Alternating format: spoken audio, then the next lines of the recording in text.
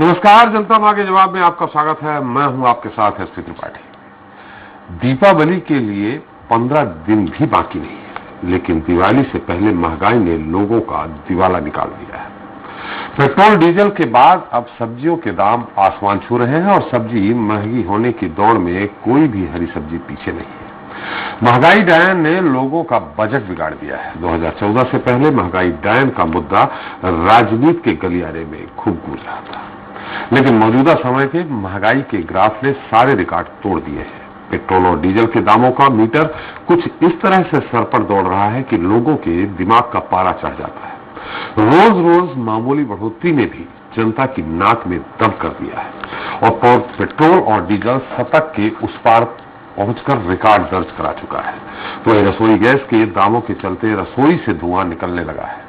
2014 के चुनाव में सबसे बड़ा मुद्दा महंगाई था और इसको लेकर बीजेपी ने कुछ ऐसी ब्रांडिंग की कि बहुत हुई महंगाई की मार, अब की बार मोदी सरकार। बस यही से जनता ने यूपीए सरकार की नीतियों और नाकामियों को नकार कर मोदी सरकार को बहुमत के साथ दिल्ली की कुर्सी पर विराज दिया और आवाम को लगा कि जरूर कुछ बेहतर होने वाला है। लोगों के अच्छे दिन आने वाले हैं, लेकिन एक बार फिर से देश में महंगाई ने लोगों का जीना दुश्वार कर दिया है। देश की आवाम इन दिनों परेशान है, हैरान है, हलाकान है। वो चाहती है कि महंगाई डायन से किसी तरह से निजात पाया जाए। ऐसे में देश की आवाम सरकार से ये भी पूछ रही है कि जिन मुद्दों के सहारे वो यूपीए सरकार को कटघरे में खड़ा करती थी, तो आज जब उनकी खुद की सरकार है तो महंगाई से आम जनता क्यों त्रस्त है? क्या जनता को महंगाई से कभी राहत मिल पाएगी, या फिर विपक्ष में रहते हुए ही महंगाई को मुद्दा बनाकर सत्ता हासिल करना भाजपा सरकार का मकसद था, या फिर जनता की समस्याओं से उन्हें कोई लेना देना नहीं है? आज चर्चा इसी मुद्दे को लेकर हाय हाय महंगाई।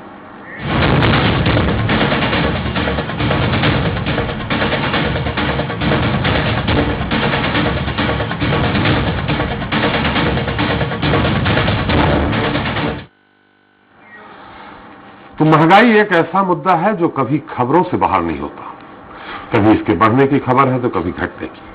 देश में महंगाई को लेकर मोदी सरकार के कार्यकाल के दौरान अभी तक न तो विपक्ष ने हल्ला बोला है और न ही कोई बड़ा आंदोलन किया है, जबकि महंगाई ने ही पिछली सरकार को दिल्ली की कुर्सी से मुअत्तिल कर दिया था। पेट्रोल, डीजल, रसोई और सब्जियां लोगों की जिंदगी में इतने महत्वपूर्ण हैं कि अगर इनके दाम बढ़ते हैं तो उसका असर आम जनता पर सीधे मार करता है और जनता त्राहिमाम करती है। दरअसल महंगाई या मूल्य वृद्धि से आज पूरा देश त्रस्त है। भारत बढ़ती महंगाई की चपेट में बुरी तरह से जकड़ा हुआ है। जीवन में उपयोगी वस्तुओं के दाम दिन तक बढ़ते जा रहे हैं, जिनसे मध्यम वर्ग को बहुत कठिनाइयों का सामना करना पड़ रहा है। महंगाई से देश के आर्थिक ढांचे पर भी दबाव पड़ रहा है।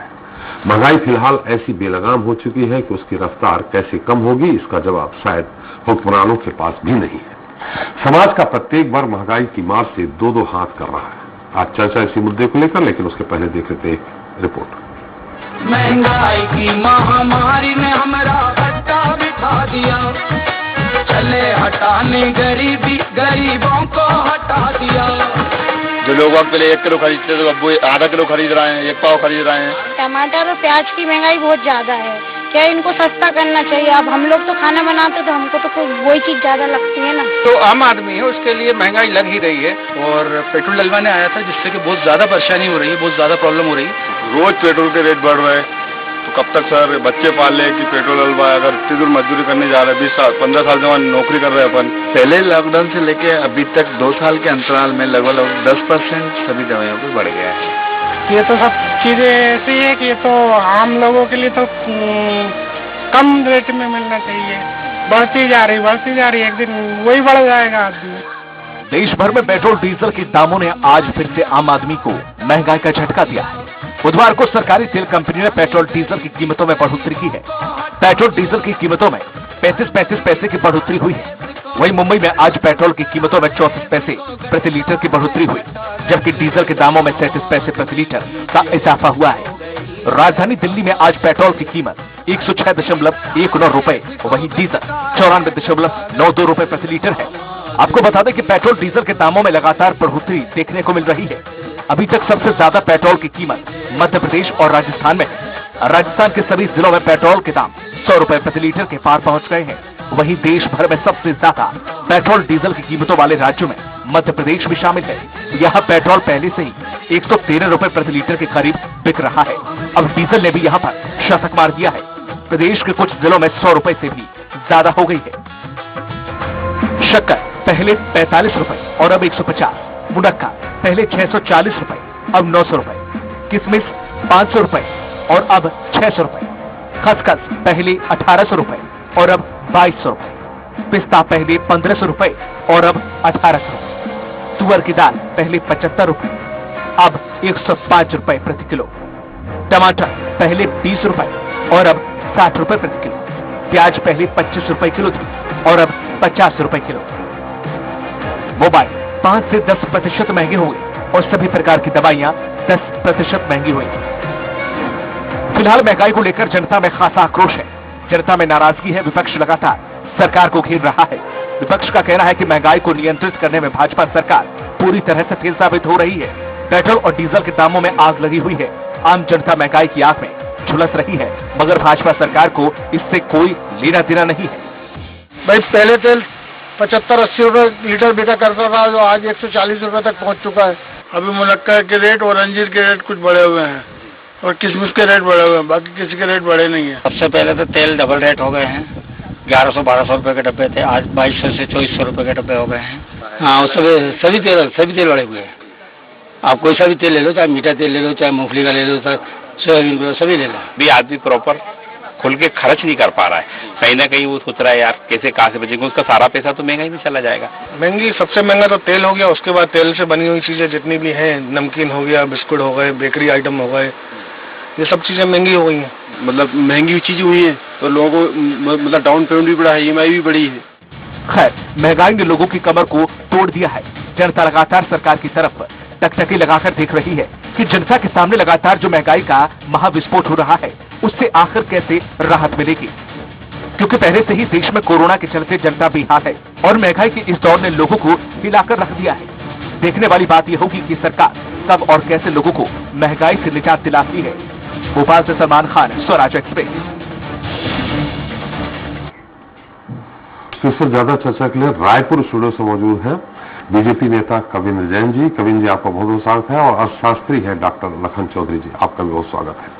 लखनऊ स्टूडियो से मौजूद है हमारे साथ सपा नेता शिल्पी चौधरी जी। शिल्पी जी, आपका भी स्वागत है। और भोपाल स्टूडियो से मौजूद है कांग्रेस नेता अमित शर्मा जी और चार्टर्ड अकाउंटेंट ओम प्रकाश सेठिया जी। आप दोनों लोगों का भी बहुत बहुत स्वागत है। सबसे पहले बीजेपी से ही जान लेते हैं, बीजेपी सत्ताधारी दल को क्या लग रहा है कि महंगाई वाकई में बढ़ी है? कविंद्र जी, ये महंगाई क्या वाकई में आपको लग रहा है कि बढ़ी है? महंगाई डायन खाए जात है, इसका बड़ा जबरदस्त नारा आपने चलाया था 2014 के पहले, और अच्छे दिन आएंगे, लेकिन आपको लग रहा है अच्छे दिन आ गए हैं या महंगाई कंट्रोल में है? जी, आप सबको सबसे पहले नमस्कार करता हूं जी। और महंगाई की बात जहां तक आपने की है जी, तो निश्चित रूप से ये स्वीकार करता हूं कि पेट्रोल डीजल में कीमतों में इजाफा हुआ है और साथ में तेल की कीमतों में जो इजाफा हुआ है, तो इसके पीछे सबसे बड़ा कारण जो पिछले 1-1.5-2 सालों से। कविंद्र जी, मैं थोड़ा सा आपको यहाँ और बता दूं।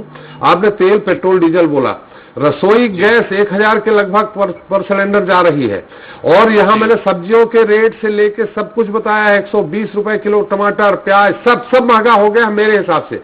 आपके हिसाब से हो सकता है कि कंट्रोल में हो? नहीं, सब्जियों के दाम में बढ़ोतरी या जो बात है वो अस्थायी हो सकती है, क्योंकि छत्तीसगढ़ के परिप्रेक्ष्य में यदि मैं बात करूं तो जैसी परिस्थिति आप बता रहे हैं वैसी स्थिति यहाँ पे नहीं है। नहीं, मैं पूरे देश की बात कर रहा हूँ। जी, मैं आपको वही बता रहा हूँ कि किसी पर्टिकुलर स्थान पे किसी स्थानीय कारणों से इसकी कीमतों में इजाफा हुआ होगा, परंतु वास्तव में ऐसी स्थिति नहीं है। तेल के दामों में इजाफा होने का कारण यह है कि जो पाम ऑयल जो विदेशों से आयात होता था, उसमें कहीं ना कहीं पिछले 1-1.5 साल में कोरोना के चलते उसमें इफेक्ट आया है, जिसकी वजह से तेलों की कीमतों में इजाफा हुआ है।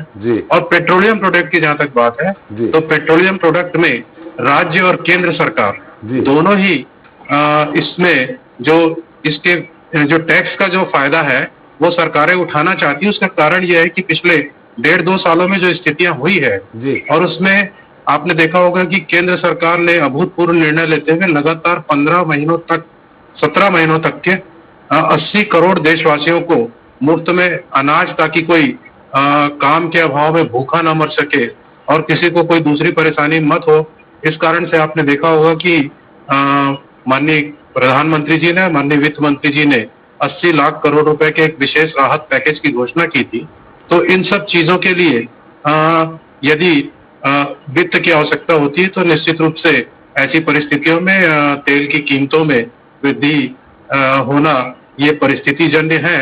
अन्यथा आप देखेंगे कि इसके पहले तेल की कीमतें नियंत्रित थी और एक निश्चित रूप से बहुत ही सुराज की ओर, सुशासन की ओर हमारा जो देश है वो अग्रसर हो रहा था। परिस्थितियां अभूतपूर्व बनी है, जिसके चलते ये तात्कालिक रूप से ये समस्याएं हैं। निश्चित रूप से अब स्थितियां सामान्य धीरे धीरे होती जा रही है, तो इन सब चीजों से निजात पाने में हम सफल हो पाएंगे, ऐसी मुझे पूरी उम्मीद भी है और विश्वास भी है। जी, इसे आपने थोड़ा सा एक सवाल करना नहीं चाहिए तो विपक्ष सवाल उठाएगा, लेकिन आपने कहा कि पेट्रोल डीजल इन दोनों की कीमत इसलिए बढ़ी है कि आप ये पेट्रोल डीजल में जो टैक्स वसूल करते हैं उसको आपने जो योजना, आपके अनाज वितरण योजना या वैक्सीन लगाने, इन पे आपने उपयोग किया है, यही आपका मत है ना? जी जी। थोड़ा सा मैं आपको याद दिला दूं कि क्रूड ऑयल जो कच्चा तेल है, कच्चा क्रूड ऑयल जिसको कहते हैं, वो यूपीए सरकार के दौरान प्रति बैरल 140-142 डॉलर तक गया था। आपके समय $40, $42, 100 नहीं, 40 और $42, अभी 67 डॉलर था, अभी शायद 82 पहुंच गया है। तब 65-66 रुपए पेट्रोल मिला करता था। उस दौरान महंगाई डायन खाए जात है, तब आपका नारा आपने चलाया था। 142 जब प्रति बैरल डॉलर मिल रहा था, $142 प्रति बैरल मिल रहा था, तब 65 रुपए कीमत थी। आज मैक्सिमम अभी 82 पहुंचा है, तब 115-114 पहुंच गया है पेट्रोल। इसको किस रूप में लेंगे आप? जी, 2014 में जिस समय आप बता रहे हैं कि $142 प्रति बैरल का रेट हुआ था, उस समय यहाँ पर भी पेट्रोल की कीमतें 80 के तकरीबन पहुंच चुकी थी। और अभी अगर आप देखेंगे तो अलग अलग राज्यों में अलग अलग कीमतें हैं, कहीं 100 से लेकर के 114-15 तक की कीमतें हैं जी। तो इसमें एक तो राज्यों का जो अंश है वो भी बढ़ा है और केंद्र सरकार ने भी निश्चित रूप से पेट्रोल पे जो विभिन्न प्रकार के कर जो लगते हैं उसमें इजाफा किया है। उसका कारण जैसा कि मैंने बताया कि अभूतपूर्व परिस्थितियां हैं। ऐसा किसी ने अपने जीवन में ऐसी परिस्थिति नहीं देखी होगी जो परिस्थितियां पिछले दिनों निर्मित हुई है। और इससे उभरने के लिए, और यदि हमको 140 करोड़ लोगों के वैक्सीनेशन का जिम्मा हमने उठाया है, 140 करोड़ में से 80 करोड़ से तकरीबन जो गरीब लोग हैं उनके भरण पोषण का जिम्मा हमने उठाया है, और तमाम जितने भी उद्योग धंधे व्यापार इत्यादि को फिर से उसी सामान्य गति से संचालित करने के लिए जो हमने विभिन्न प्रकार की योजनाएं, एमएसएमई को लोन देने से लेकर के बहुत से लोगों को ब्याज में राहत देने का काम किया है, ये सारी चीजें ऐसी है जिसके लिए अर्थ की जरूरत पड़ती है। और ये निश्चित रूप से, और आपने ये भी देखा होगा कि पेट्रोल डीजल की खपत में पिछले साल का अगर यदि आप खपत की तुलना पुराने समय के जो खपत से करेंगे तो 30% मात्र पेट्रोल डीजल की खपत पिछले साल रही है। तो उस प्रकार से भी अगर आप देखेंगे तो उस गैप को मेंटेन करने के लिए, उस घाटे को मेंटेन करने के लिए ये तात्कालिक रूप से किया गया है, जो निश्चित रूप से स्थितियां सामान्य होने के बाद में उस पर केंद्र की सरकार विचार करेगी। और जहां तक सवाल पेट्रोल डीजल में कीमतें कम करने के लिए जीएसटी लगाने की बात जब भी केंद्र की सरकार करती है तो राज्य की सरकारें इसके लिए तैयार नहीं होती, क्योंकि उनको खुद को भी ये लगता है कि यदि ऐसा कुछ हुआ तो हमारी जो आमदनी है वो भी कहीं बंद ना हो जाए। जी, बिल्कुल सही आपने। अब कविन जी, विपक्ष क्या कहता है? और हमारे साथ दो एक्सपर्ट हैं, हम एक्सपर्ट की राय बाद में लेंगे। पहले विपक्ष की बात, लखनऊ चलते हैं सीधे। शिल्पा जी हैं। शिल्पा जी, अभी हमारे साथ कविन जी ने कहा कि छत्तीसगढ़ में, शिल्पा जी आपको मेरी आवाज आ रही? हाँ जी जी शिल्पी जी बिल्कुल आ रही है। जैसा कि हमारे बीजेपी के प्रतिनिधि ने कहा, कविन जी ने कहा कि पेट्रोल, डीजल, रसोई गैस जरूर थोड़ा सा बढ़ा है। ऑयल की कीमतों में भी, खाने वाले तेल की कीमतों में वृद्धि हुई है, बाकी चीजों में वृद्धि नहीं हुई है छत्तीसगढ़ में, जैसा वो बता रहे हैं। हमारे साथ उत्तर प्रदेश में भी वृद्धि नहीं हुई होगी, आपको क्या जानकारी है? मुझे तो बहुत हंसी आ रही थी। आदरणीय भाजपा के प्रवक्ता कविंद्र जैन साहब जो बात कर रहे हैं, उन्होंने देखिए स्वीकारोक्ति भी की और उल्टा भी बोल रहे हैं, दोनों बातें एक साथ वो कर रहे हैं। जब वो कह रहे हैं कि ईंधन का, डीजल पेट्रोल आपका जो है वो बढ़ गया है, तो उनसे पूछिए कि जो सब्जियां हैं, जो दालें हैं, हर एक चीज ट्रांसपोर्टेशन के जरिए गांव से शहर तक आती है। तो जब ईंधन का रेट बढ़ेगा तो जाहिर बात है, जब लागत बढ़ेगी तो लोग वसूली कहाँ से करेंगे? जो लोग वहां से उसको लेकर मंडी तक आ रहे हैं वो कहाँ से वसूल करेंगे? तो ये कहना ही अपने आप में बहुत गलत बात है कि मूल्य बढ़ा है, लेकिन कहीं कहीं बढ़ा है। हर जगह 100 रुपए के ऊपर जा रही हैं सब्जियां। डीजल पेट्रोल 100 का आंकड़ा पार कर चुके हैं। 938-40 की तो गैस सिलेंडर मैंने अभी मंगवाया है। एक गृहिणी के तौर पे आप समझिए कि एक मध्यम वर्गीय परिवार को कितना ज्यादा इस समय बोझ से गुजरना पड़ रहा है कि जो 85 रुपए लीटर रिफाइंड और सरसों का तेल हुआ करता था वो इस समय 200 पार कर चुका है, बल्कि 250 पर आ चुका है प्रति लीटर रिफाइंड ऑयल इस समय 250 है। दिवाली सर पर है। दिवाली के समय आप सब जानते हैं कि दिए जलाए जाते हैं। उस दिए को जलाने में आज कौन सक्षम होगा? मध्यम वर्गीय परिवार को सोचना पड़ेगा कि वो कैसे दिए जलाएगा, वो कैसे त्योहार मनाएगा अपना। तो आप अगर ये कहें कि छत्तीसगढ़ में इसका प्रभाव नहीं है, तो ये तो निर्मला सीतारमण जैसी बात हो गई कि मैं तो प्याज खाती ही नहीं हूँ, तो मुझे नहीं पता कि प्याज महंगा हो गया है। ये बड़ी गैर जिम्मेदाराना सा बयान है। अरे सरकार के अपने जो रिजर्व होते हैं वो कहाँ हैं?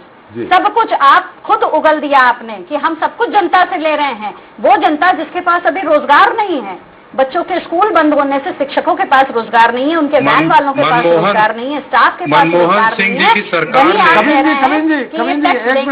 और टैक्स देने के बाद उसके बाद देखिए आप मेरी बात ना एक मिनट शिल्पी जी, कविन जी आपको पूरा मौका देंगे, विपक्ष को सुन ले, एक्सपर्ट को सुन ले, हम आपके पास ही आएंगे। आपसे बिना तर्क लिए, बिना आपका जो भी आप कहना चाहते हैं उत्तर लिए मैं प्रोग्राम नहीं खत्म करूंगा। शिल्पी जी की बात आ जाए, फिर अमित जी की बात आएगी। आप बिल्कुल जो भी आपको कहना है, उसके बाद एक्सपर्ट की राय भी आप सुन लीजिएगा, हमारे सेठिया जी के और हमारे दूसरे एक्सपर्ट छत्तीसगढ़ में चौधरी जी बैठे हैं, उनसे भी एक्सपर्ट का, फिर हम आपके पास फिर आएंगे। जी शिल्पी जी, थोड़ा संक्षेप में।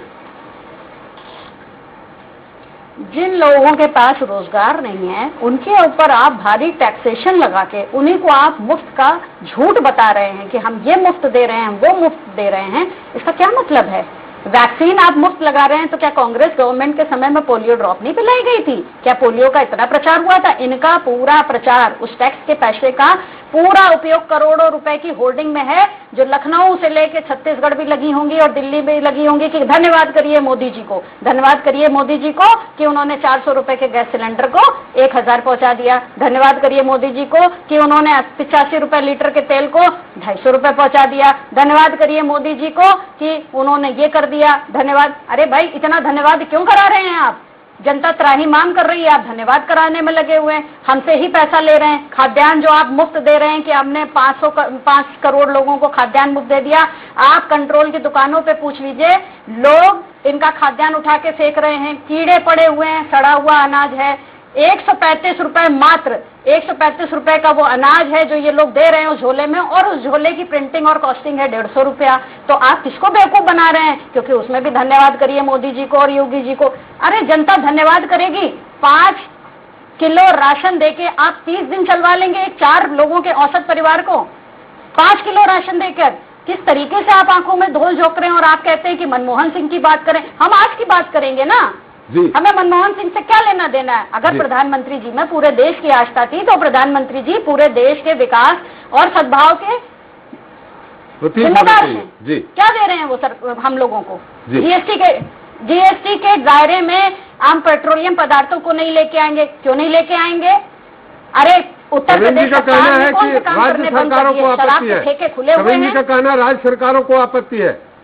हाँ, शराब के ठेके, अब यही मैं बताती हूँ, शराब के ठेके उत्तर प्रदेश में सबसे पहले खुले थे, कोरोना काल में भी खुले रहे। कोई स्कूल नहीं खुला, कोई शिक्षण संस्थान नहीं खुले, दुकानें नहीं खुली, मॉल नहीं खुले, सिनेमा हॉल नहीं खुले, लेकिन शराब से क्या आबकारी टैक्स नहीं मिला आपको? कैसी बातें आप कर रहे हैं जी? कितना आपको टैक्स चाहिए? शराब के ठेके आज भी देख लीजिए और पूरा कर्फ्यू लग जाएगा, मगर शराब की दुकानें उत्तर प्रदेश में बंद नहीं हुई। अलग अलग प्रदेशों में यही नीति थी। तो आप करना क्या चाह रहे हैं? आदमी अनाज नहीं खाए लेकिन शराब पिए, और फिर आप कहते हैं टैक्स के लिए हम इनसे पैसा वसूल कर रहे हैं इसी तरीके से। जी शिल्पी जी, थोड़ा संक्षेप में एक बार फिर आऊंगा मैं आपके पास। कंट्राडिक्टरी है, इसमें हम नहीं मान सकते। शिल्पी जी बिल्कुल संक्षेप में एक बार मैं फिर आऊंगा आपके पास। अमित जी के विपक्ष, अमित जी से भी बात कर लेते हैं। हालांकि अमित जी, आपकी सरकार छत्तीसगढ़ में आपकी ही सरकार है और कई जगह है। बहरहाल ये केंद्र का मुद्दा है, महंगाई का मुद्दा केंद्र से है। अच्छे दिन आएंगे, ये बड़ा बहुत जबरदस्त नारा चला था। मुझे तो नहीं लगता है कि महंगाई के मामले में अच्छे दिन आए हैं। खैर, आपको अपना तर्क रखना ही है। जी अमित जी। देखिए त्रिपाठी जी, जब हमारे कविन जी विद्वान साथी भारतीय जनता पार्टी के बोल रहे थे तो मुझे याद आ रहा था कि उनके जो वचन हैं, जो बोल हैं, वो एक व्यवसायिक दृष्टि से जैसे व्यापारी बोलता है, इस तरीके से वो अपनी भाषा का उपयोग कर रहे थे। आज ये सरकार चला रहे हैं क्या व्यापार कर रहे हैं? क्या देश की जनता के साथ इन्होंने व्यापार करा है, या ये सरकार में देशभक्ति और संस्कार और संस्कृति के और नीति और नियत के नाते आए थे? आज इन्होंने खुद ही स्वीकार किया कि कोरोना काल के अंदर हमने पेट्रोल और डीजल में वृद्धि करी। कोरोना काल के अंदर जो गरीब 80 करोड़ लोगों को अनाज बांटा, कैसा बांटा, क्या बांटा, ये मेरी बहन ने बताया। और भी ये भारत देश की जनता जानती है किस किस को अनाज मिला और कैसा अनाज प्राप्त हुआ। ये अनाज बांटना गरीबों का मजाक उड़ाना था कि 5 किलो आटे से और 5 किलो गेहूं से वो बाजरा तक दिया गया। आप ये बताइए कि इस कोरोना काल में तो छोड़िए, आज भारत की जनता पशुओं को बाजरा नहीं खिला रही है। क्या बाजरा दिया जा रहा था इंसानों को? आज ये मजाक उड़ाया गया उस कोरोना काल में। देखिए, बांटा किसको बांटा और किस तरह से बांटा? ठीक है, चलिए इस बात को स्वीकार कर लेते हैं कि देश के सारे अरबों लोगों को वो अनाज प्राप्त हो गया, लेकिन कितने दिन का? 5 दिन का, 6 दिन का? क्या 1.5 साल से आज 2 साल 2 वर्ष होने को आ रहे हैं लगातार कोरोना दृष्टि से परिवार कैसा जूझ रहा है, आर्थिक स्थिति से लोगों की कमर टूट गई है। मैं इनको याद दिलाना चाहता हूं कि जिस तरीके से आज भारतीय जनता पार्टी महंगाई के रोने रोती थी, मैं इनको याद दिलाना चाहता हूं इनकी नेता स्मृति ईरानी का, जो गले में प्याज की माला लेकर सड़क पर बैठा करती थी। मैं याद दिलाना चाहता हूं भारतीय जनता पार्टी के वेंकैया नायडू और तमाम नेताओं का, जो महंगाई के नाम पर डायन खाने का गाना और तमाम और न जाने कितने नारे थे। आज 7 वर्षों से किसकी सरकार है, किसकी जिम्मेदारी है? कोरोना के समाप्त होने के बाद त्रिपाठी जी, आपके क्रेडिबल चैनल पर इन्होंने कहा है और ये कहा कि कोरोना के कारण हमने पेट्रोल डीजल बढ़ाया है। तो क्या कोरोना के समाप्त के बाद वही यूपीए 2 में जो 65 और 85 रुपए में पेट्रोल और डीजल हुआ करता था, क्या उतना वापस आ जाएगा? क्या ये अच्छे दिन वो पुराने अच्छे दिन थे कि ये नए अच्छे दिन जो जनता के दिखाई दे रहे हैं ये थे? आज छत्तीसगढ़ की बात करें, मेरे विद्वान साथी अपनी पत्नी से जाके पूछें कि इस महीने उन्होंने सिलेंडर कितना छत्तीसगढ़ में लिया है। ये छत्तीसगढ़ में बैठे हैं, तुअर की दाल कितनी भाभी जी से पूछें कि कितने रुपए में इस महीने उन्होंने बुलवाई थी। मेरे विद्वान साथी 5 से 10 रुपए का अंतर होता होगा। आज तेल पहले 800 रुपए की पेटी मिला करती थी, अभी भंडारे हुए थे माता रानी के, हमने देखा कई जगह देना पड़ता है, कई जगह जाना पड़ता है, हमने भी भंडारे करे। आज त्रिपाठी जी 15 और 1600 रुपए की मूंग, अच्छे तेल की नहीं, मध्यम वर्गीय जो उपयोग करता है उस तेल की कीमत आज 1500-1600 रुपए पेटी का तेल आ रहा है। आज गरीबों को खाना खाना मुश्किल हो रहा है। और आज हम भारतीय जनता पार्टी के सारे जितने लोग हैं, ये भले ही रायपुर से नहीं, देश में कहीं भी पूछ लीजिए, ये सिर्फ महंगाई की बात करते हैं और ये कहते हैं, ये सच कहा था इन्होंने कि मोदी है तो मुमकिन है। सही कहा था, मोदी जी की सरकार ही ये मुमकिन कर सकती है। आपने क्रूड ऑयल के आंकड़े बताए, मैं उस पर विस्तार से नहीं जाना चाहता, आपने बता दिए। मैंने तो इस देश में उल्टा देखा है कि जब क्रूड ऑयल जब महंगा था, जब बैरियल इतने महंगा था, जब उसके बाद महंगाई और चरम पर थी, जब सस्ता होता गया तो लगातार बढ़ रहा है। आज गैस का सिलेंडर लेना मुश्किल हो रहा है गरीब गृहिणी के लिए, जब इनको गृहिणी के किचन की चिंता हुआ करती थी। आज मैं स्मृति ईरानी से और भारतीय जनता पार्टी के लोगों से पूछना चाहता हूं कि मजाक उड़ाना बंद करें, इस महंगाई पे लगाम दें। चौधरी साहब, क्या क्यों बढ़ रही है महंगाई? फिर सेठिया जी के पास भी आएंगे। थोड़ा सा आपके एक्सपर्ट राय जानना चाहेंगे, क्यों बढ़ रही है, बढ़ी भी है कि नहीं है, क्या सबसे बड़ा कारण कोरोना ही है या और भी कुछ मुद्दे हैं? और ये टोटल देखिए, इसके लिए पॉलिसी फेल्योर है, ये सेंट्रल गवर्नमेंट जिम्मेदार है और केंद्र की जो सरकार है उसकी आर्थिक नीतियां पूरी तरह से असफल हैं। हम 2014 के समय की बात करते हैं तो ये जो साथी हमारे कह रहे थे कि पेट्रोल डीजल की जो कीमतें थी वो 50 और 55 के बीच में थी, आज दोगुनी से ऊपर हो चुकी है पेट्रोल और डीजल की कीमत। 2014 के पहले 80 पहुंच गई थी। कीमतों की बात नहीं करते। जैन साहब ने कहा 80 पहुंच गया था पेट्रोल। नहीं 2014 जी बिल्कुल बिल्कुल गलत है, बिल्कुल गलत है। वो कहीं पर 2014 के पहले 80 नहीं पहुंचा था, इनके कार्यकाल में पहुंचा है। 2014 के पहले तो 50-55 के बीच में था। और देखिए आज जो है सारी चीजें पेट्रोल डीजल और रसोई गैस की बात क्यों करें हम, खाने पीने की, राशन की, तमाम जो जीवन की अनिवार्य आवश्यकताएं होती हैं वो सारी की सारी दोगुनी हो गई है, 3 गुनी हो चुकी हैं।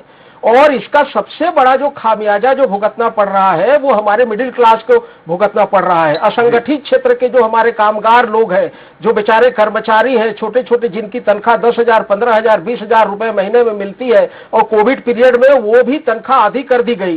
तो ये जो साथी है वो इस सब चीजों को भुगत रहे हैं और इसके लिए टोटल केंद्र सरकार जिम्मेदार है। हमारे साथ सेठिया जी, जैसे कि अभी हमारे चौधरी साहब ने कहा कि गलत नीतियां, आपने भी इसका आकलन किया होगा। ऐसी कौन सी गलत नीतियां हैं जिनके कारण ये लगातार महंगाई कंट्रोल नहीं कर पा रहे हैं, या फिर मुफ्त हर चीज बांटना, किसके बीच में? जो सबसे बड़ा वोटर है, जो सबसे जिसकी जो मतदाता सबसे इस देश में अधिक है, उसको, मिडिल क्लास को तोड़ दो, ऊपर को तोड़ दो, बाकी इनको सबको मुफ्त दे दो, जिसका मत हमको मिल सके, वोट हमको मिल सके। क्या ये गणित है सेठिया जी? सर मैं सीए तो हूं पर जनता को प्रतिनिधित्व कर रहा हूं, इसलिए मेरी आवाज बंद है, बोलती बंद हो गई है मेरी जी। शब्द आज मौन है, भाव आज गौन है। महंगाई की मार से परेशान हर खासो आम है जी।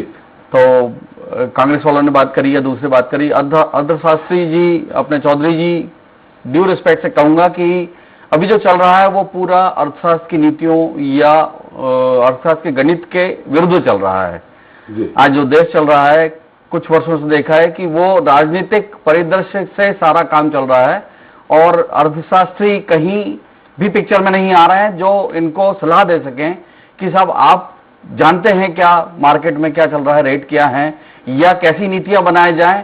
जीएसटी की बात कर रहे हैं या अपन तेल पे जो सट्टे चल रहे हैं उसे कंट्रोल करने की बात करें। तेल का सबसे बड़ा कारण होता है सट्टा चलना, और कलकत्ता लॉबी सट्टा चलता है, भाव में सट्टे चलते हैं जी। और ये बड़ी बड़ी कंपनियां गवर्न करती हैं और इनको चला जाता है बहुत बड़ा हिस्सा उसका जी।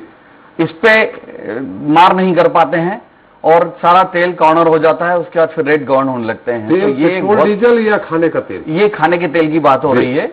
पेट्रोल डीजल तो साफ पूरा सरकार के कंट्रोल में है जी। उसके बावजूद ये यदि इसको कंट्रोल नहीं कर पा रहे हैं इस रेट को, जिसके कारण पूरी इकोनॉमी डिस्टर्ब हो जाती है जी। सिर्फ पेट्रोल और डीजल के रेट के कारण हर चीज पे असर हो जाता है, उसको ये कंट्रोल नहीं कर पा रहे हैं।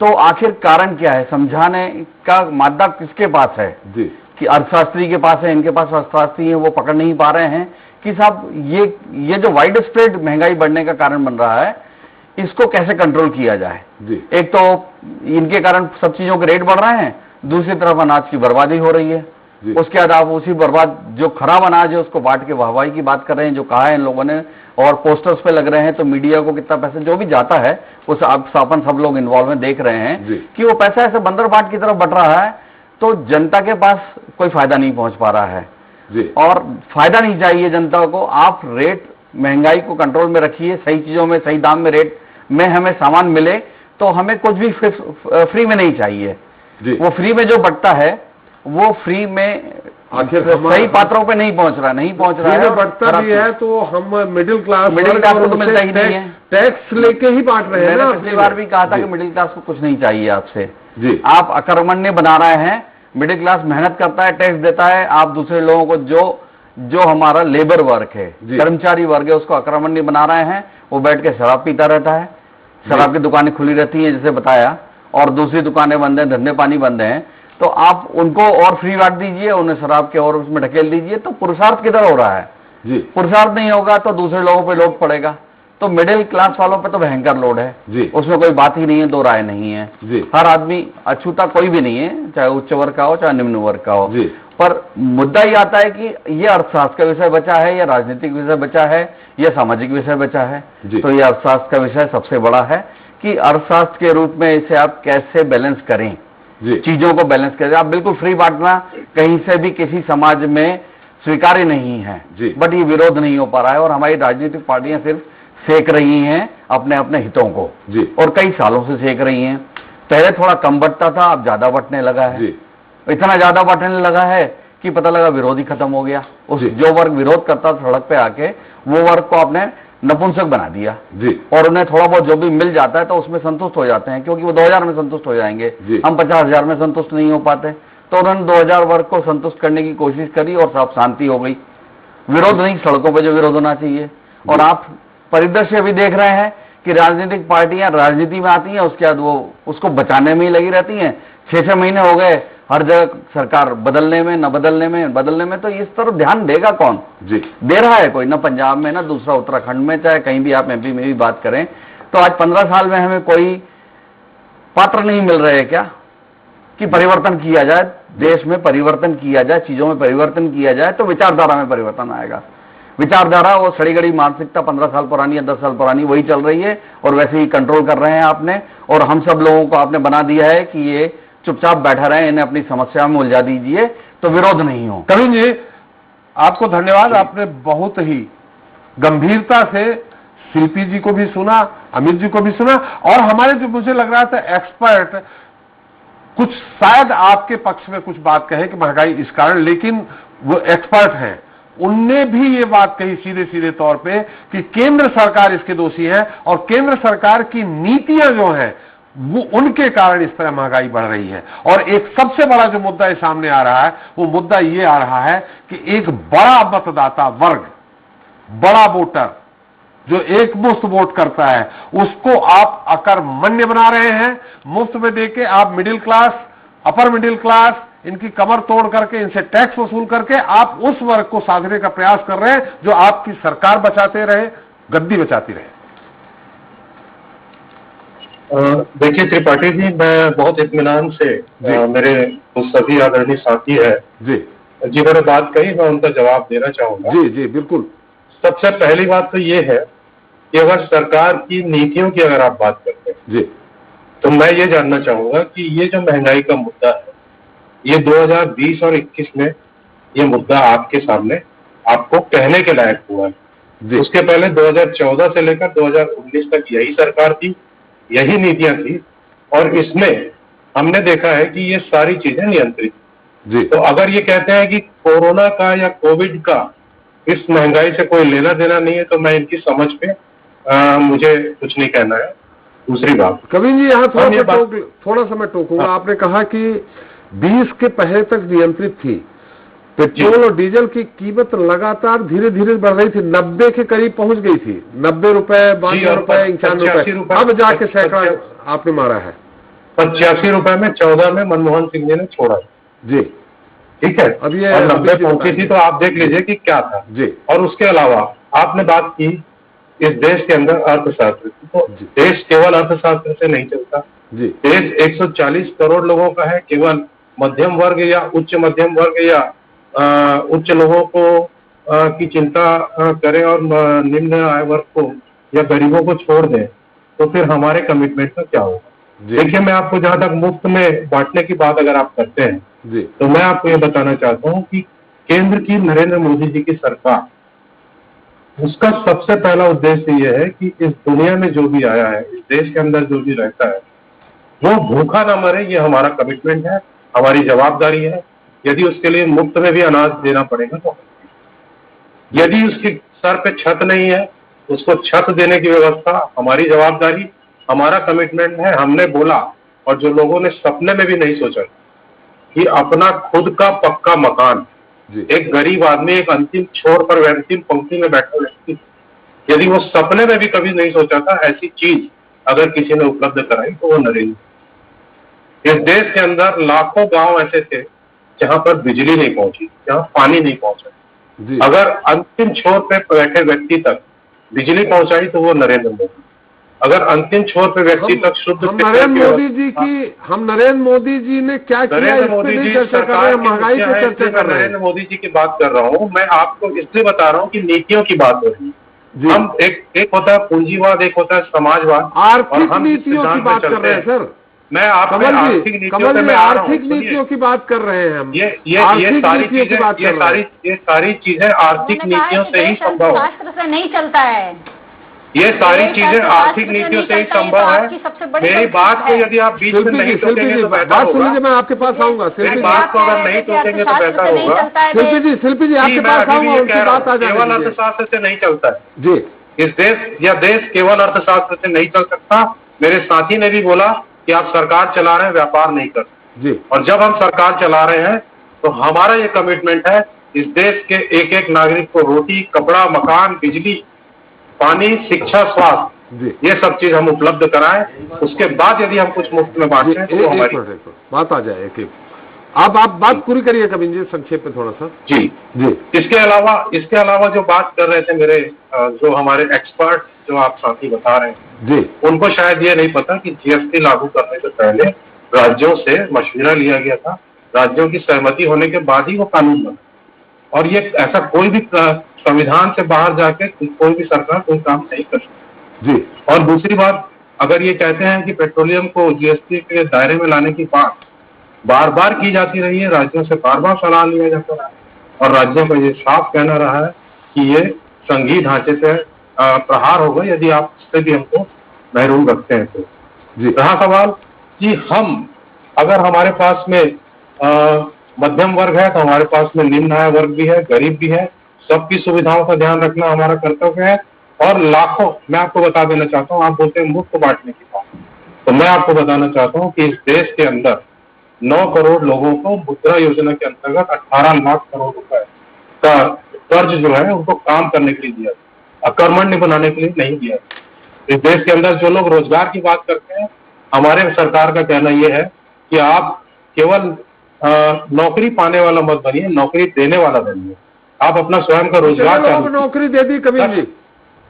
नौकरी की तो बात ही नहीं कर रहा हूँ, मैं आपको ये बता रहा हूँ कि 9 करोड़ लोगों को 18 लाख वही लोग जो नौकरी देने वाले बने हैं वो कितने? आपके पास तो आंकड़ा होगा ना, सरकार आपके पास है। जो भी स्वरोजगार की तरफ जो काम कर रहा है वो अपने साथ में, आपके पास आंकड़ा आ गया होगा स्वरोजगार के तहत कितने लोगों को उद्योग स्थापित किया, कितने को नौकरी दे दी। एक एवरेज भी होता है, अगर एक छोटा सा भी उद्योग है तो 8-10 लोग नौकरी कर लेते हैं। त्रिपाठी जी, मैं उद्योग की बात नहीं कर रहा हूँ, मैं 50,000 रुपए के प्रधानमंत्री मुद्रा योजना से 50,000 से लेकर के 10 लाख तक का जो लोन, जो छोटे लोगों के लिए, जो छोटे बेरोजगार साथी जो है जिनको अपने रोजगार की आवश्यकता है, उनको दिया गया। मैं उद्योगों की तो बात ही नहीं कर रहा हूँ, उद्योग और एमएसएमई और इनकी बात मैं नहीं कर रहा हूँ। मैं अभी बात कर रहा हूँ उन लोगों की जिनको सबसे पहले आवश्यकता है काम की, जिनको आप अकर्मण्य बनाने की ये योजना है। कबीर जी बहुत लंबा हो गया, आपकी योजना बहुत अच्छी है, लेकिन हमारा आपने कहा सबके बारे में सोचना है। आप निम्न आय वर्ग के बारे में सोच रहे हैं कि वो भूखा न मरे, लेकिन ये बताइए जो सबसे 55-52% करीब मिडिल क्लास है, जिसकी आमदनी 10 से लेके 20-25 हजार 30 हजार के बीच में है, उसका 4-6 लोगों का परिवार है, जो महंगाई है वो अपना परिवार कैसे पाले? निश्चित रूप से ये समस्या तात्कालिक हुई है। मैंने कहा कि अभूतपूर्व समय रहा है पिछले 1.5-2 वर्षों का, जिसकी वजह से हुई है और धीरे धीरे सामान्य स्थिति आ रही है। आप देखेंगे कि विश्व में सबसे अच्छा प्रोजेक्शन जो है हमारे यहाँ जीडीपी का, वो इस साल भारत का बताया जा रहा है। तो निश्चित रूप से अर्थव्यवस्था पटरी पर आ रही है। हम आज हमारा जो स्टॉक मार्केट है आज ऑल टाइम हाई है। संक्षेप में अभी उत्तर भी लेना है, आपने सारी बातें कही हैं, आपने 2 बातें कही हैं। मैं इसलिए क्योंकि आपके साथ में एक्सपर्ट्स हैं और एक्सपर्ट्स अपनी बात की है, तो मैं इसलिए मैं ये सब चीजों को डिटेल में जाना चाह रहा था। यदि ये परिस्थितियां बनी है तो उसका कारण भी है जी। फिर वो क्योंकि समय कम है कविन जी, निश्चित तौर पे हम दोनों एक्सपर्ट से पूछ लेंगे, चौधरी जी से पूछ लेंगे। जो आपने कहा कि राज्य सरकारों की बिना सहमति जीएसटी लागू नहीं हुई, संशोधन जो करीब 100 से ज्यादा संशोधन हो गए हैं, क्या उनके बारे में भी राज्य सरकारों से पूछा गया? उसके लिए जीएसटी काउंसिल, जीएसटी कमेटी बनी हुई है, उस कमेटी की रिकमेंडेशंस पे संशोधन होते हैं। जी, तो वो मैं चौधरी जी से पूछ लूंगा। रहा सवाल सेठिया जी से, आपने जो उनसे सवाल किया वो भी मैं उत्तर ले लूंगा, लेकिन शिल्पी जी थोड़ा संक्षेप में, आप संतुष्ट हुए क्या कमल जी की जो भी उत्तर दिया उन्होंने? इन्होंने दोनों बातें एक साथ कही। इन्होंने कहा रोजगार दे रही, फिर उन्होंने कहा कि नहीं मैं रोजगार पे बात नहीं कर रहा हूँ, मैं नौकरी पे बात नहीं कर रहा हूँ, मैं उद्योगों पे बात नहीं कर रहा हूँ, मैं 50,000 से 10 लाख के बीच रोजगार का मतलब नौकरी नहीं होता है। इनका सबसे बड़ा रोजगार था। प्रधानमंत्री जी ने भी कहा था, देखिए अब आप शांत रहे ना, मैंने आपकी बात सुनी, रोजगार का मतलब तो पकौड़ा तलना भी होता है, लेकिन अब वो पकौड़ा कैसे तला जाए? हमारा सवाल तो यही है कि तेल भी महंगा कर दिया। नहीं कोई बात नहीं सर, मैं भी सुन रही हूँ भाई। अगर आप रोजगार का मतलब पकौड़ा के ठेला लगाना भी कह रहे थे, तो कोयला भी महंगा है, गैस भी महंगी है, तेल भी महंगा है, सब्जियां भी महंगी हो चुकी हैं। जो 20 रुपए का आपका पत्ता मिलता होगा पकौड़े का, वो आज 40 रुपए का हो चुका है। लोगों के पास रोजगार नहीं है। अब एक व्यक्ति जो पहले 10,000 में ठेला लगा लेता था, वो अब 15 या 25,000 में, 15 भी नहीं 25,000 तक उसका एक ठेले का लागत जा रही है, तो वो पहले वो 25,000 लाए। क्या प्रधानमंत्री जी इसका कर रहे हैं प्रावधान कि आइए 50,000 रुपए आप ले जाइए, पकौड़े का ठेला लगाइए? आप लोग कैसी बातें कर रहे हैं सर? आपने कहा कि विद्युतीकरण अंतिम पायदान के व्यक्ति तक हुआ। आप लखनऊ आइए, मैं आपको यही दिखा दूं कि लखनऊ के सबर्ब एरिया में गांव में लाइट नहीं हुई है। आवास, प्रधानमंत्री आवास योजना की तो धज्जियां उड़ गई स्टेज पर, जहां महिला ने कहा कि मुझे तो कुछ भी नहीं मिला, कोई लाभ नहीं मिला। तो ऐसी बातें ना करिए। मीडिया, सोशल मीडिया इतना ज्यादा एक्टिव हो चुका है, हर एक व्यक्ति को सब कुछ पता है। और जो बात कही जो सीए साहब हैं उन्होंने कही, मैं बिल्कुल उससे सहमत हूँ। आप फ्री की अफीम चटा रहे हैं लोगों को, और इसका पूरा भार मध्यम वर्ग पे पड़ रहा है जो टैक्स पे कर रहा है। आपको वोट लेने हैं, आपको पता है कि मध्यम वर्ग तो वोट देने चाहता नहीं, पढ़ा लिखा तो और कम जाता है वोट देने। जिसको आप फ्री का अनाज देते हैं, आप उसको फ्री का अनाज दे रहे हैं, और वो कहेगा जी मोदी जी ने हमको दे दिया। फिर सबसे पहली बात आपने कही कि दोषी तो मध्यम वर्ग नहीं हुआ ना। अगर मध्यम वर्ग, शिल्पी जी अगर मध्यम वर्ग की कमर टूट रही है तो उनको और अपर वर्ग को कोई आपके पास प्रमाण है? कमल जी तो तर्क पे बात कीजिए। कमल जी बहुत ज्यादा गुस्सा है। देखिए शिल्पी जी, वोट क्यों देने नहीं जाता है मध्यम वर्ग? आपके पास प्रमाण होना चाहिए उसका। जी शिल्पी जी, वोट क्यों देने नहीं जाता मध्यम वर्ग? इसीलिए मध्यम वर्ग पूछ रहा है। हाँ नहीं जाता। देखिए अभी भी लोग उबे हैं। जिन लोगों ने दिया कि अच्छे दिन आएंगे, वो लोग भी आज कह रहे हैं कि हम धनिया नहीं ला पा रहे हैं, हम टमाटर नहीं ला पा रहे हैं। वो उब जाते हैं कि हमने बड़ी आशा से किसी एक को हटाया, दूसरे को लाया, और दूसरे ने आके हमको और गर्त में दे दिया। तो वो एक अलग चीज है कि वोटिंग पैटर्न यहाँ पे है कि आप टारगेट किस क्लास को कर रहे हैं। और एक बात मैं बता दूं, ये टैक्सेशन के बोझ से जो परेशान है, जो टैक्स पेयर है, वो इतना ज्यादा आक्रोशित है कि जिसके नतीजे इनको चुनाव में मिलेंगे। आप बहुत ज्यादा दिन तक ये बात नहीं कह देंगे कि हमको और समय दीजिए, हमको और समय दीजिए, हमको और समय दीजिए। जनता को अपना घर चलाना है, उसको स्वास्थ्य की शिक्षा, स्वास्थ्य की कोई सुविधा नहीं है। कोरोना काल में लाशें गंगा में तैर रही थी, लोगों को ऑक्सीजन नहीं मिला। आपने जाके सीधे लोकसभा में कह दिया कि नहीं जी ऑक्सीजन की कमी से तो कोई मरा ही नहीं है। आप ऐसे बयान देते हैं। यहाँ पर कितनी काला बाजारी हुई है मेडिसिन पे, सारी दुनिया ने देखा। गंगा किनारे रेत के नीचे लाशें दफन हुई हैं क्योंकि जलाने के लिए लकड़ियां नहीं थी। तो किस किस बात पे आप सर झूठ बोलेंगे? किस किस बात पे आप कहेंगे नहीं आपको गलतफहमी है या हमको समय और देना? बहुत ज्यादा दिक्कत है कि आप ये जानते ही नहीं कि अर्थशास्त्र का क्या महत्व है, क्या महत्व है अर्थशास्त्र का। इसको कृपया करके समझिए। रघुराम राजन ने आप लोगों के साथ काम करने से साफ इनकार क्यों किया था, इसको भी समझिए, इसको भी समझिए। इसलिए समझिए कि देश आपका भी है, मेरा भी है, सिर्फ पक्ष या विपक्ष की बात नहीं है। और देश गर्त में आप लोगों की वजह से जा रहा है, हमारी वजह से नहीं जा रहा फिलहाल। तो हम तो इसका जवाब आपसे लेंगे ना।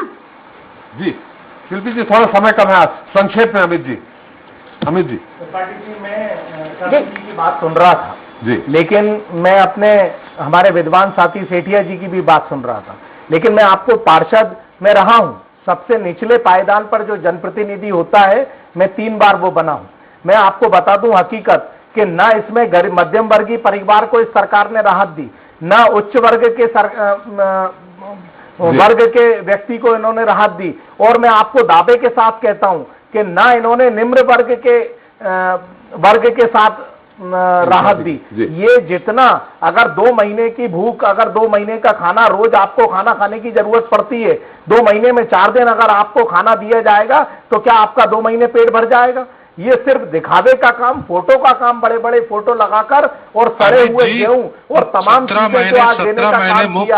और मेरे साथ मेरी बात सुन लीजिए जैन साहब, मैं सुन रहा हूं। नहीं, आप सही बात नहीं कर रहे इसलिए बोल रहा हूँ। और जिस तरीके के आप पीठ थपथपा रहे थे, सिर्फ नाम बदलने से, जवाहरलाल नेहरू अर्बन मिशन योजना जो मनमोहन सिंह जी ने गरीब आवास योजना की चलाई थी, आज आप देखिए कि वो किस हालात में है। आज मनरेगा का, ये देश के पहले प्रधानमंत्री हैं, देश के पहले प्रधानमंत्री हैं माननीय सम्मानित नरेंद्र मोदी जी, जिन्होंने मनरेगा का मजाक पूरी पार्लियामेंट के अंदर उड़ाया था और कहा था कि मेरी सोच से और मेरे अनुभव से सबसे बुरी योजना है। आज मनरेगा के तहत ही आज ग्रामीण क्षेत्रों में जो गरीब व्यक्ति था, आज निचले पायदान पर जो व्यक्ति था, उसे रोजगार का कम से कम अवसर मिला। मैं महंगाई का जो मुख्य मुद्दा है त्रिपाठी जी आज आपका, बिल्कुल आज महंगाई के मुद्दे में जिस तरीके से सिलेंडर और तमाम ये चीज नहीं, प्याज से ही एक समय इनकी अटल बिहारी जी की सरकार चली गई थी। आप देखिएगा आज प्याज से ही और इस महंगाई से नरेंद्र मोदी जी की सरकार जो 2024 की दस्तक देगी, ये जनता उसमें जवाब देगी। कोरोना काल में महंगाई नहीं, लगातार दिन पे दिन आपको 7 वर्ष लगातार हो गए सरकार को चलाने में। आपने देश की आर्थिक स्थिति के ढांचे को चरमरा दिया है, आपने नोटबंदी से आर्थिक ढांचे को हिला दिया है। आज आपसे आम आदमी बात करने को भयभीत है, इतनी दहशत और डर है कि आम आदमी आज चैनल में, किसी भी मीडिया में बात करने से डर रहा है। आप जिसके घर बड़ा आदमी बात महंगाई की करता है, ईडी छापा मार देती है। आप कोई बात करते हो तो आप पाकिस्तान पर ले जाते हो। इस बात को आपको विराम देना पड़ेगा और देश के आर्थिक ढांचे को समझकर देश के आर्थिक हालात को समझना होगा। जी, बहुत संक्षेप में, समय बहुत कम है। चौधरी साहब, सेठिया जी से भी बहुत संक्षेप में लेना है। बात जो जीएसटी की कबीर जी ने उठाई थी कि उन्होंने कहा था शायद कि आपको ये जानकारी नहीं है कि सब राज्यों की सहमति, शायद 16 राज्यों की सहमति के बाद से, अगर 16 राज्य सहमति देते हैं तब जीएसटी का कानून लागू होने की बात आई थी। बिल्कुल जी, बिल्कुल बिल्कुल। और जो है उसमें उसके बाद देखिए जीएसटी में उसके बाद कितने संशोधन हो चुके हैं, उस पर भी जैन साहब को देखना चाहिए कि सैकड़ों बार जब आप जीएसटी में संशोधन कर चुके हैं और उसके बाद भी ये बात कर रहे हैं कि आप जो है, आपने जितनी भी बातें यहाँ पर आज रखी है महंगाई से उसका कोई ताल्लुक नहीं। आप अपनी सरकार की योजनाओं की बात कर रहे हैं, जबकि आज हम यहाँ महंगाई की चर्चा कर रहे हैं। भाई देखिए कि जीएसटी काउंसिल में आपने लाने के लिए कितने बार सही ढंग से सार्थक और ईमानदार प्रयास किया है पेट्रोल डीजल गैस की कीमतों को लाने के लिए, बताइए जरा। भाई ये बातें जो है केवल कोरी अफवाह नहीं है। आपको आर्थिक नीतियों के बारे में आप लोगों को कोई जानकारी ही नहीं है। मैं पहले ही कहा था कि आर्थिक नीतियों के बारे में आपकी सरकार को कोई जो है जानकारी नहीं है। योजना आयोग को बंद कर दिया आपने, नीति आयोग बनाया। नीति आयोग की क्या उपलब्धियां हैं बताइए जरा। 7 साल में योजना आयोग के बारे में बात योजना आयोग 2012 में बंद हुआ है। मैं आपकी जानकारी के लिए बता दूं, केवल 7 साल में हुआ है। इसके पहले इस देश में योजना आयोग 2012 में बंद हुआ, पहले देश में कुछ नहीं हुआ था। चौधरी 2012 में बंद हुआ, 2011 की 2012 में बंद नहीं हुआ था, शामिल हुआ। 2012 से 17 जो है 12वीं पंचवर्षीय योजना लागू हुई थी। अंतिम आप था। इसी तरह मिसगाइड करके पब्लिक को और बुद्धिजीवियों को और देश को मीडिया में इसी तरह जो है आप भ्रमित करते हैं और सही जानकारियों को जो है छिपा कर आप ऐसी गलत जानकारियां देते हैं, होता है। समय हमारा समाप्त हो रहा है। अंतिम टिप्पणी बहुत संक्षेप में। तथ्यों की बातें आप कर ही नहीं रहे, आप केवल इमोशनल ब्लैकमेलिंग की बातें कर रहे हैं। और इसी तरह सरकार जो है आर्थिक स्थिति को इस बदतरी पर ला दिया है। महंगाई है, चाहे वो बीजेपी वाले बोले, जैन साहब बोले, चाहे प्रधानमंत्री बोले, चाहे कोई बोले, सबको स्वीकार होगा कि महंगाई तो है। महंगाई होने के कारण आपने बता दिए, बहुत अच्छी बात है। आप सॉल्यूशन के लिए इकट्ठा होइए, सब विभिन्न पार्टियां, जो मैडम ने बात करी थी, शिल्पी जी ने बहुत अच्छी बात करी थी कि देश के लिए बात करिए, एक होके बात करिए, एकजुट होके बात करिए। ये अलग अलग पार्टी का मुद्दा नहीं है, अलग अलग पार्टी की बात ना करिए। यहाँ जितनी बार भी बहस में आए हो, राजनीतिक बहस बना दी गई है। सामाजिक बहस, आर्थिक बहस को आर्थिक बहस तक रहने आपकी इस बात से नहीं, वो सारा मुद्दा खत्म हो जाता है। कोई मैं आपकी मुद्रा योजना की धज्जियां उड़ा दूंगा भी, मैं ऑडिट करने जाता हूँ मैं आपकी गरीब योजनाओं की धज्जियां उड़ा दूंगा, कैसे बढ़ रहा है, क्या बढ़ रहा है, और मैं सारे फैक्ट फिगर ला के रख दूंगा। बैंकों में भ्रष्टाचार क्या हो गया है, बढ़ गया है बैंकों में भ्रष्टाचार आप लोगों के कारण। फ्री में बांट रहे हैं, मुद्रा योजना दे रहे हैं, पैसे लेके लोन दे रहे हैं, 50,000 रुपए 1 लाख रुपए का। लोग हमसे बनवाते हैं बैलेंस शीट, लोग बोलते हैं, मना कर देते हैं कि नहीं साहब ऐसी बैलेंस शीट नहीं बनाएंगे। बिल्कुल बिल्कुल। तो वो मुद्रा योजना की इनकी बात नहीं करिए, वो सारे आदेश ज्यादा और उसमें कोई रोजगार जनरेट नहीं हुआ है। जिस आदमी के पास पहले बिजनेस था उसकी बीबी के नाम पे लोन दिलवा दिया गया है। तो आपके पास फैक्ट फिगर नहीं है, कभी जिंदगी में आ नहीं सकते। देने वाले हम जैसे चार्टर्ड अकाउंटेंट ही हैं और बैंक वाले हैं, बैंक ऑडिट नहीं कर पाते हम ढंग से इस चक्कर में। तो ये क्योंकि सरकार चाहती वो है वो फिगर आए, वो फिगर नहीं दिए जाएंगे, हम नहीं देते कभी। तो आप सिस्टम नहीं, आप अपन इस व्यवस्था के अंग हैं, अपन इस व्यवस्था के अंग हैं। कांग्रेस पार्टी या बीजेपी पार्टी, नेता सब एक जैसे हैं, जनता सबकी वोट लगी हुई है। तो नेताओं को एक समान सोचना पड़ेगा कि देश भी कुछ होता है। अभी देश का नहीं, अपने राज्य का सोच रहे हैं, अपनी पार्टी का सोच रहे हैं। कभी कहीं मजाक चलती है, कभी कहीं मजाक चलती है। तो कृपया एकजुट होकर बात करें। महंगाई है, उसको हटाने के लिए सोच रखें जी, कोई विरोध नहीं है। चलिए, नोटबंदी सही थी, इम्प्लीमेंटेशन में आज भी भ्रष्टाचार। अभी बोलिए किससे किसको रिश्वत दिलवानी है, 1 करोड़ मिल जाएगा, 2 करोड़ मिल जाएगा। बहुत अलग बात है महंगाई। चलिए, बहुत बहुत धन्यवाद कविन जी आपका, इकट्ठे हों, एकजुट। धन्यवाद जी आपका, बहुत धन्यवाद। चौधरी जी आपका, अमित जी आपका, सेठिया जी आपका बहुत बहुत धन्यवाद हमारे साथ चर्चा में शरीक होने के लिए। तो महंगाई की मार ने सब्जी का जायका भी बिगाड़ दिया है। टमाटर और प्याज जैसी सब्जियां महंगी होने से अब यह थाली से ही गायब होने लगी है। टमाटर 60 से 80 रुपए किलो तक बाजार में बिक रहा है, जबकि प्याज के दाम करीब 50 रुपए किलो है। लगातार बढ़ती महंगाई के चलते गृहिणियों के लिए बजट संभालना मुश्किल हो रहा है। महंगाई ने आम लोगों का जीना भी मुहाल कर दिया है। ऐसे में बड़ा सवाल यह है कि जनता जो परेशान हो रही है उससे कैसे आम जनता को निजात मिलती है। जनता मांगे जवाब देता ही। नमस्कार।